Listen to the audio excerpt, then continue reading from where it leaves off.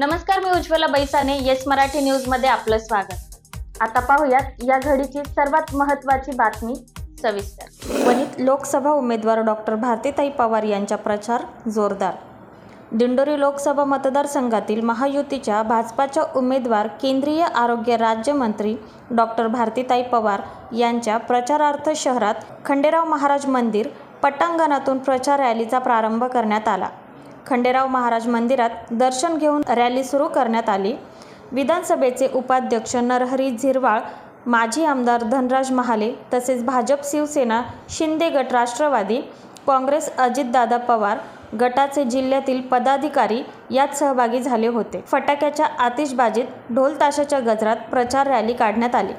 रस्त्यावर अनेक ठिकाणी डॉक्टर भारतीताई पवार यांच्यावर फुलांची उधळण केली. सर्वांना हात जोडून विनंती करण्यात येत होती. बुद्ध विहारात जाऊन दर्शन घेतले तसेच संताजी चौकात, मस्जिद चौकात लोकांशी संवाद साधला. जगदंबा माता मंदिरात नतमस्तक होत देवीला डॉक्टर भारतीताई यांनी साकडे घातले. कार्यकर्त्यांच्या हस्ते नारळ चढविले. छोटेखानी सभा घेण्यात आली. विधानसभा उपाध्यक्ष झिरवाळ यांनी आपण आपल्या सर्व कार्यकर्त्यासमवेत ताईच्या सोबत आहे, त्या उमेदवार नसून मीच उमेदवार आहे असे समजावून काम करू व पुन्हा ताईंना खासदार रूपाने दिल्लीत पाठवू. माजी आमदार धनराज महाले यांनी जनतेला आवाहन केले, ताईंना निवडून आणणारच असा निश्चय करू. आजच महायुती असल्याने सगळ्यांची ताकद एकवटली असून विजय निश्चित आपलाच आहे. ताईंनी कार्यकर्ता या नावावर जनतेला आवाहन केले. आपल्या परिसरातील कामे तसेच अबकी बार 400 पार पंतप्रधान नरेंद्र मोदी यांना पुन्हा पंतप्रधान करण्यासाठी कमळ निशाणीवर शिक्का मारण्याचे आवाहन केले. प्रत्येक कार्यकर्ता आपल्या परीने काम करत असून तुमचे आशीर्वाद पाठीशी आहेत असे सांगून आलेल्या सर्वांचे आभार मानण्यात आले. यावेळी भाजपा जिल्हाध्यक्ष सुनील बच्छाव, डॉक्टर मधुकर आचार्य, प्रवीण बोरा, मनीष बोरा यांचीही भाषणे झाली. यावेळी शिवसेना जिल्हा प्रमुख भाऊलाल तांबडे, मनसे जिल्हा सरचिटणीस मनोज ढिकले, सुरेश ढोकळे, संपतराव घडवजे, डॉक्टर माधवराव भवर, तुषार वाघमारे, किरण तिवारी, शामराव मुरकुटे, ज्योती देशमुख, मनीषा बोडके आदींसह शेकडो कार्यकर्ते उपस्थित होते. आठवले साहेबांचे आमचे आठवले साहेब आहे, म्हणजे शिवसेना आहे, राष्ट्रवादी दादाचा गट आहे, आठवले साहेब आहे आणि झुक झुक झुक आगीन गाडी मागं उभी आहे. कोळशावरची आहे म्हणून थोडी आधी थंड चालते, हळूहळू गरम झाल्यावर बाकी आता तापली ती आता ताप. त्याच्यामुळं आपल्याला एवढं काही घाबरायचं काम नाही, पण रात्र वैराची असते. एकच चूक करत असतो. चूक मी सांगू, माझ्यासाठी किंवा महाले साहेबांसाठी, ताईंसाठी बरीचशी प्रमुख लोक स्वतःचे खिशातले पैसे खर्च करून टायर घासवतात, डिझेल चालतात, घरच्या भाकरी खातात, रात्रंदिवस गणगण फिरतात. पण मतदानाच्या दिवशी पोरं आणि 2 म्हातारे किंवा चुलता एवढे जातात, एकही बाई मंडळी मतदानाला येत नाही. एकच दिवसात करायचं, मला एकच दिवस त्रास नाही. सकाळी लवकर जा. ते जर केलं तर मला नाही वाटत मतदानाची टक्केवारी जर आपण वाढवली तर आपण मतदान झाल्याच्या दिवशी सांगू शकतो का आमचा विजय निश्चित. आजच्या या भेटीसाठी उपस्थित आदरणीय आमदार झिरवाळ साहेब, आदरणीय माजी आमदार महाले साहेब, सर्वजे साहेब, वाघेरे साहेब, श्री आठवले साहेब, सुरेश ढोकळे, उपस्थित सर्वच सन्माननीय मान्यवर, महायुतीचे सर्वच शिलेदार, भाजप, राष्ट्रवादी, शिवसेना, मनसे, रासप, RPIचे सर्व सहकारी, सर्वात आधी तर मी वणीकरांचं मनापासून धन्यवाद देते. कारण जो स्वागत आज केलं, जो जोश आज दिला, त्याची आज एक ऊर्जा तयार झाली आहे आणि एक संदेश तुम्ही दिला की परत एकदा आम्ही तयार झालोय. आम्हाला या देशाच्या पंतप्रधानपदी परत एकदा नरेंद्र मोदीजीच हवेत, हा संदेश तुम्ही दिला. जगदंबा आपल्याला नक्कीच हा आशीर्वाद देईल. मी वणीकरांचे सर्व ग्रामस्थांचे मनापासून आभारी आहे, कारण जेव्हाही विकास कामांच्या बाबतीत किंवा कुठल्याही वेळेस इथे येणं झालं असेल तर त्यांनी नेहमीच या विकासासाठी एक आग्रही धरला, ते कामं करूनही घेतले आणि आमच्या सगळ्याच नेत्यांनी या विकास कामांमध्ये राज्य सरकार केंद्र सरकारच्या माध्यमातून इथे चांगली मदत केली.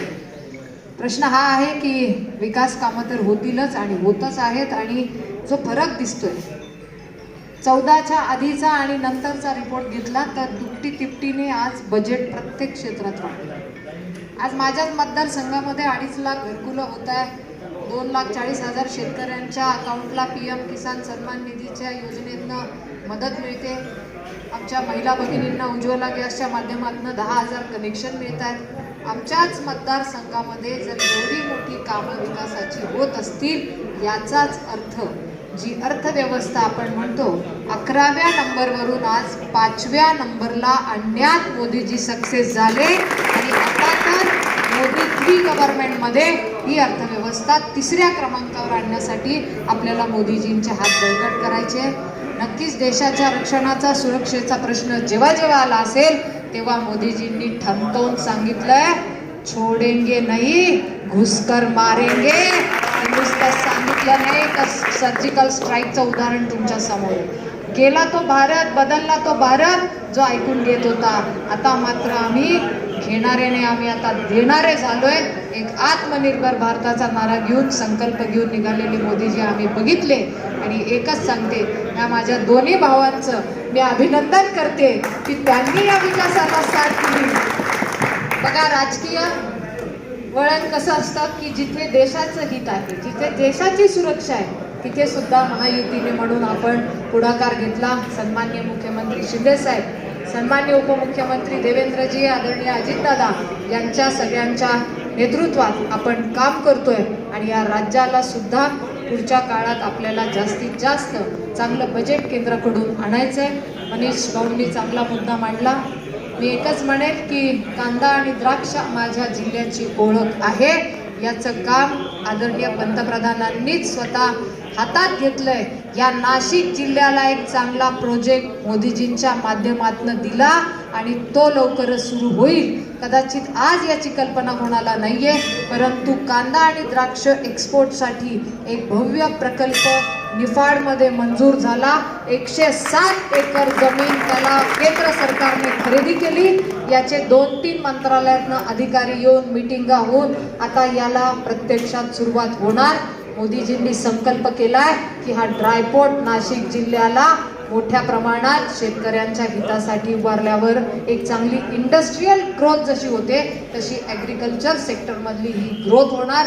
मल्टी मॉडेल लॉजिस्टिक पार्क सगळ्या बाबतीत, ट्रान्सपोर्ट, रेल्वेचा विषय, connectivity, air connectivity, road connectivity, भव्य प्रकल्प हा मोदीजींचा संकल्प. यासाठी मी हात जोडते. कांदा प्रश्नावर आम्ही राजकारण नाही करत, तर कायम प्रश्नी त्याचा तोडगा काढण्यासाठी हा प्रोजेक्ट आपल्याला मंजूर करून घ्यायचा आहे. आणि सगळ्यात मोठा फायदा आपल्या जिल्ह्याच्या शेतकऱ्यांना होणार आहे, रोजगार वाढणार आहे. म्हणून ही बहीण हात जोडते, विनंती करते आणि आपल्याला परत एकदा नरेंद्र मोदीजींना, ज्या मोदीजींनी आमच्या श्रीरामाचा सन्मान करून 550 वर्षापासूनचं राम मंदिर जे आम्ही वाट बघत होतो आणि ते भव्य मंदिर उभारलं, तिथे सुद्धा आम्ही सगळे अश्रू, आमचे आनंदाश्रू सगळ्यांना दिसले ज्या दिवशी ते भव्य मंदिर निर्माण झालं. आणि देशाचा सन्मान, आत्मसन्मान वाढवला, आमच्या संस्कृती परंपरेचा सन्मान सुद्धा त्यांनी वाढवला. आणि मी एकच म्हणते की विरोधकांना तेही जमलं नाही. साधं श्रीराम मंदिराचं निमंत्रण सुद्धा ते स्वीकारलं नाही. त्यांना तिथे सुद्धा लाज वाटते. मला असं वाटतं त्यांना सुद्धा एक जाब विचारायची, ही तुम्ही जबाबदारी घ्या.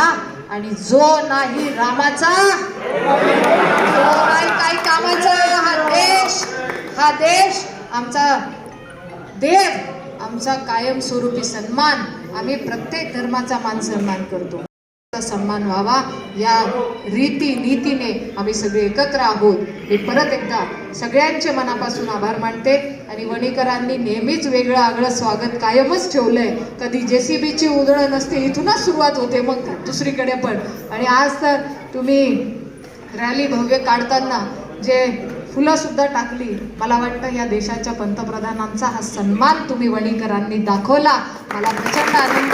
आणि जेव्हा आमची शेवटची मीटिंग हिरवळ साहेब झाली तेव्हा पंतप्रधानांनी एक निरोप दिला आणि सांगितलं की तुम्ही ज्याही गावात जाल तिथे सगळ्यांना भेटाल तेव्हा माझा प्रणाम मात्र नक्की सांगा.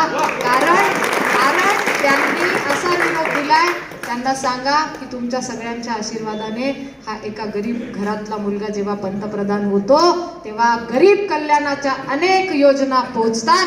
या सगळ्यांचे साक्षीदार तुम्ही आहात आणि त्याच्यात तुमचं सगळ्यांचं योगदान आहे. म्हणून परत एकदा तुम्ही योगदान द्या या देशासाठी, सुरक्षेसाठी, विकासासाठी आणि भविष्यासाठी. एकत्र या एकजुटीने. फिर एक बार जय श्रीराम. येस मराठीसाठी शामराव सोनवणे, दिंडोरी. अशा प्रकारच्या ताज्या घडामोडींसाठी येस मराठी न्यूज यूट्यूब चॅनलला लाईक करा, शेअर करा आणि सबस्क्राईब करा आणि बघत रहा येस मराठी न्यूज.